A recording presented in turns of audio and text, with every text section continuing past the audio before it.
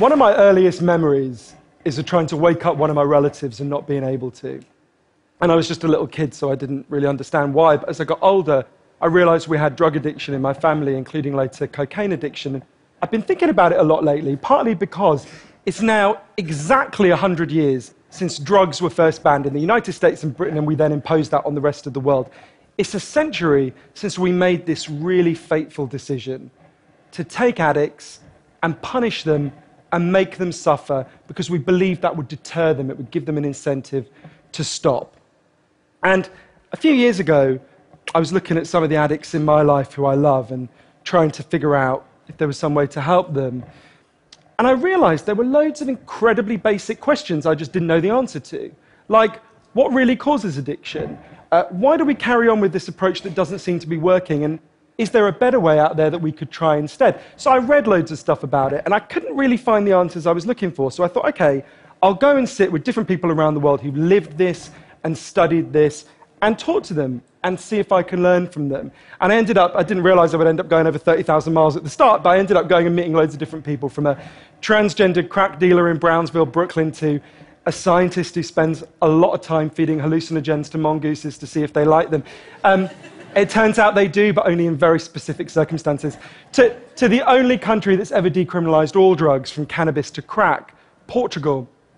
And the thing I realized that really blew my mind is almost everything we think we know about addiction is wrong. And if we start to absorb the new evidence about addiction, I think we're going to have to change a lot more than our drug policies. But let's start with what we think we know, what I thought I know, right? Let's think about this middle row here, right?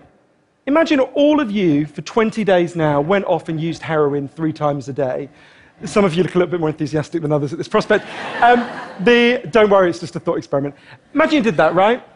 What would happen? Now, we have a story about what would happen that we've been told for a century. We think because there are chemical hooks in heroin, as you took it for a while, your body would become dependent on those hooks, you'd start to physically need them, and at the end of those 20 days, you'd all be heroin addicts, right? That's what I thought. First thing that alerted me to the fact something not right with this story is when it was explained to me, if I step out of this TED Talk today and I get hit by a car and I break my hip, I'll be taken to hospital and I'll be given loads of diamorphine. Diamorphine is heroin. It's actually much better heroin than you're ever going to buy on the streets, because the stuff you buy from a drug dealer is contaminated, actually very little of it is heroin, whereas the stuff you get from the doctor is medically pure. And you'll be given it for quite a long period of time. There are loads of people in this room who may not realize that you've taken quite a lot of heroin, right? And anyone watching this anywhere in the world, this is happening. And if what we believe about addiction is right, those people are exposed to all those chemical hooks. What should happen? They should become addicts. This has been studied really carefully. It doesn't happen. You will have noticed if your grandmother had a hip replacement, she didn't come out as a junkie. And when I learned this, it just seemed so weird to me, so contrary to everything I'd been told, everything I thought I knew. I just thought it couldn't be right. Until I went and met a man called Bruce Alexander, who's a professor of psychology in Vancouver, who carried out an incredible experiment that I think really helps us to understand this issue. Professor Alexander explained to me, the idea of addiction we've all got in our heads, that story, comes partly from a series of experiments that were done earlier in the 20th century. They're really simple experiments. You can do them tonight when you go home if you feel a little bit sadistic. You get a rat and you put it in a cage, and you give it 2 water bottles. One is just water, and the other is water laced with either heroin or cocaine. If you do that, the rat will almost always prefer the drugged water and almost always kill itself quite quickly. So there you go, right? That's how we think it works. In the 70s, Professor Alexander comes along and he looks at this experiment and he noticed something. He said, we're putting the rat in an empty cage. It's got nothing to do except use these drugs. Let's try something a bit different. So Professor Alexander built a cage that he called Rat Park, which is basically heaven for rats, right? They've got loads of cheese, they've got loads of colored balls, they've got loads of tunnels. Crucially, they've got loads of friends, they can have loads of sex, and they've got both the water bottles, the normal water and the drugged water. But here's the fascinating thing. In Rat Park, they don't like the drugged water. They almost never use it. None of them ever use it compulsively.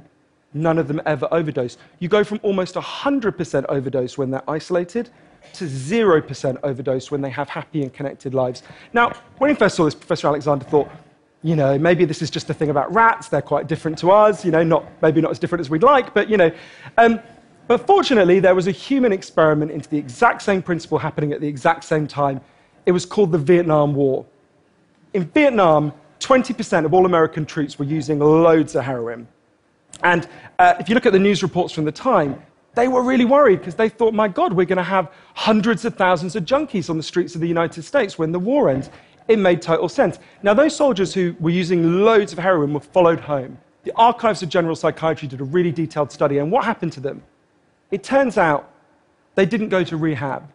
They didn't go into withdrawal. 95% of them just stopped. Now, if you believe the story about chemical hooks, that makes absolutely no sense. But Professor Alexander began to think there might be a different story about addiction. He said, what if addiction isn't about your chemical hooks? What if addiction is about your cage? What if addiction is an adaptation to your environment? Looking at this, there was another professor called Peter Cohen in the Netherlands who said, maybe we shouldn't even call it addiction. Maybe we should call it bonding. Human beings have a natural and innate need to bond. And when we're happy and healthy, we'll bond and connect with each other.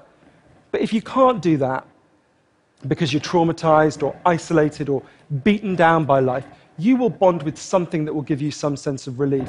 Now, that might be gambling, that might be pornography, that might be cocaine, that might be cannabis, but you will bond and connect with something because that's our nature.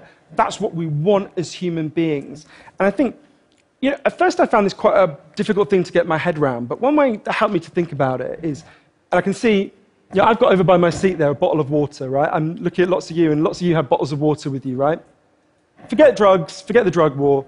Totally legally, all of those bottles of water could be bottles of vodka, right? We could all be getting drunk, I might after this.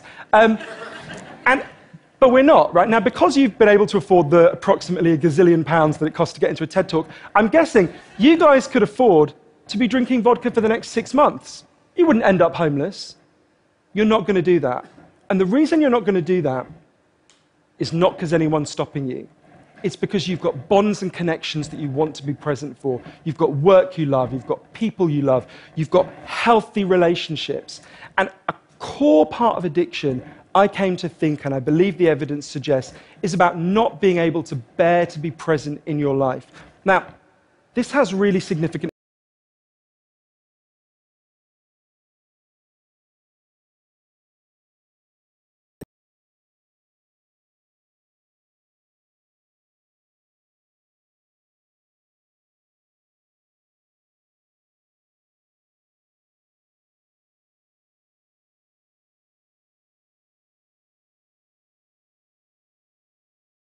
But actually, almost everywhere in the world, we treat addicts to some degree like that. We punish them, we shame them, we give them criminal records, we put barriers between them reconnecting. There was a doctor in Canada, Dr. Gabor Mate, an amazing man, who said to me, if you wanted to design a system that would make addiction worse, you would design that system. Now, there's a place that decided to do the exact opposite, and I went there to see how it worked. In the year 2000, Portugal had one of the worst drug problems in Europe. 1% of the population was addicted to heroin, which is kind of mind-blowing. And every year, they tried the American way more and more. They punished people and stigmatized them and shamed them more. And every year, the problem got worse. And one day, the Prime Minister and the leader of the opposition got together and basically said, look, we can't go on with a country where we're having ever more people becoming heroin addicts. Let's set up a panel of scientists and doctors to figure out what would genuinely solve the problem. And they set up a panel led by an amazing man called Dr. João Goulão to look at all this new evidence. And they came back and they said, decriminalize all drugs, from cannabis to crack. But, and this is the crucial next step, take all the money we used to spend on cutting addicts off, on disconnecting them, and spend it instead on reconnecting them with the society.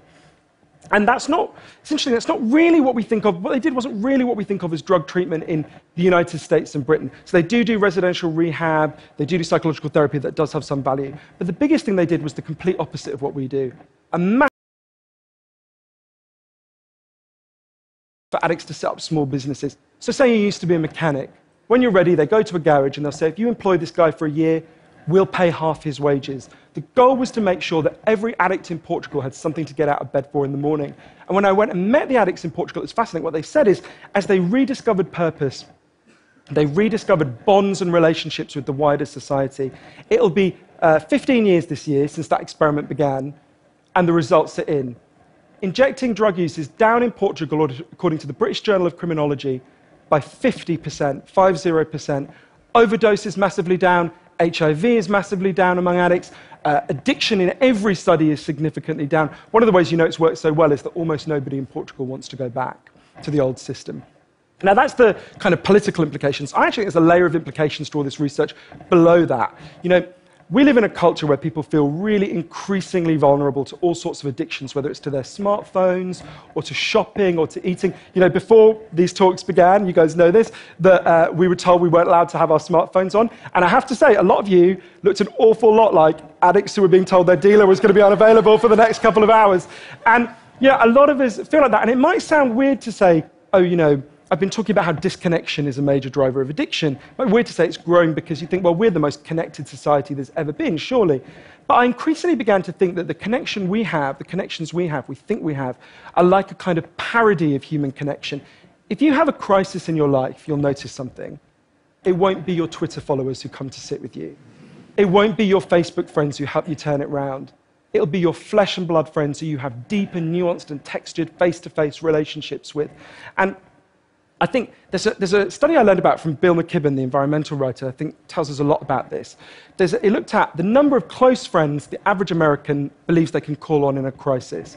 That number has been declining steadily since the 1950s. The amount of floor space an individual has in their home has been steadily increasing.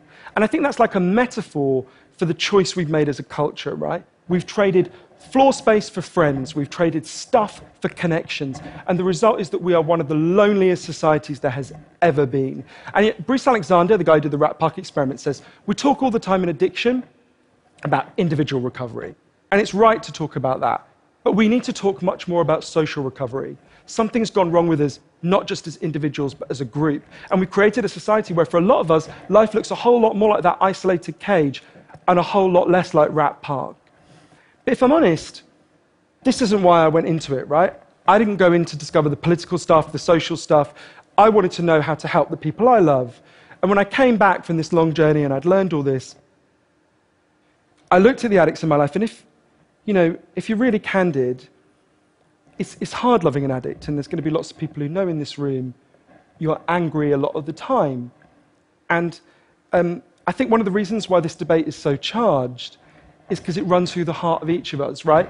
Everyone has a bit of them that looks at an addict and thinks, I wish someone would just stop you. And the kind of script we're told for how to deal with the addicts in our life is typified by, I think, by the reality show Intervention. If you guys haven't seen it, I think everything in our lives is typified by reality TV, but that's another TED Talk. If you've never seen the show Intervention, it's a pretty simple premise.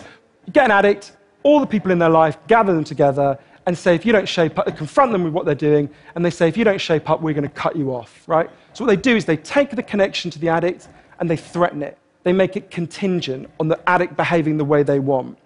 And I began to see why that approach doesn't work. And I began to think that almost that's like the importing of the logic of the drug war into our private lives. So I was thinking, well, how can I be Portuguese, right? And what I try to do now, and I can't tell you I do it consistently, and I can't tell you it's easy, is to say to the addicts in my life that I want to deepen the connection with them, to say to them, I love you whether you're using or you're not. I love you whatever state you're in, and if you need me, I'll come and sit with you, because I love you and I don't want you to be alone or to feel alone. And I think the core of that message, you're not alone, we love you, has to be at every level of how we respond to addicts, socially, politically, and individually. For 100 years now, we've been singing war songs about addicts. I think all along we should have been singing love songs to them, because the opposite of addiction is not sobriety. The opposite of addiction is connection. Thank you.